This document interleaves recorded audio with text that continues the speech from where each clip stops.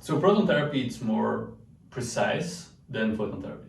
In practice, it's not as accurate as it could be. Usually the patient would come in for a certain day and we take a scan of the patient. And then based on this scan, we will plan the treatment. The patient is not always the same on the couch as it was on the initial scan. And this causes actually that the radiation that we deliver and we use to treat does not arrive where we plan it to arrive. In our adaptation, we would image the patient each day so that we exactly know the anatomy that we will be treating upon.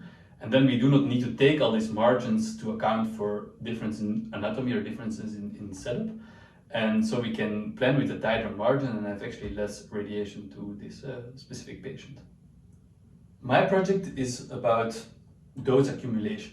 What does that mean, dose accumulation?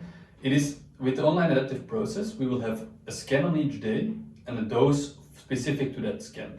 Now, it is quite important to know what is the total delivered dose. In order to sum up the doses, we need to know the corresponding points. So we need, for instance, to know where was the nose in scan A, in scan B, in scan C, in scan D. So for nose, it's pretty easy. But since the patient is changing anatomy, we actually need this, the corresponding points in the changing anatomy. So we need to know, for instance, this point on the skin, it corresponds to another point on the skin on the second day, on the third day, on the fourth day. There are algorithms to find this mapping or this to know which are the two corresponding points in each scan. It's called deformable image registration. And the issue is that it's very difficult to find the correct solution. There are multiple algorithms and generally they lead to different results. So if you run algorithm A, you will get this mapping, algorithm B will get this mapping, and algorithm C will get another mapping. And this causes distrust. And so in general, in our community, people do not really trust an accumulated dose.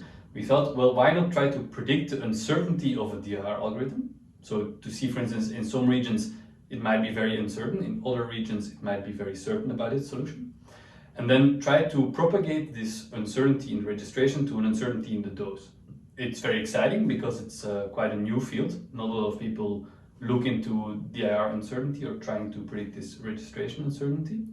And this is why it's like challenging because you don't have much to look for, but it's also very interesting and we can actually with already relatively basic methods come like really bring in something additional to the field.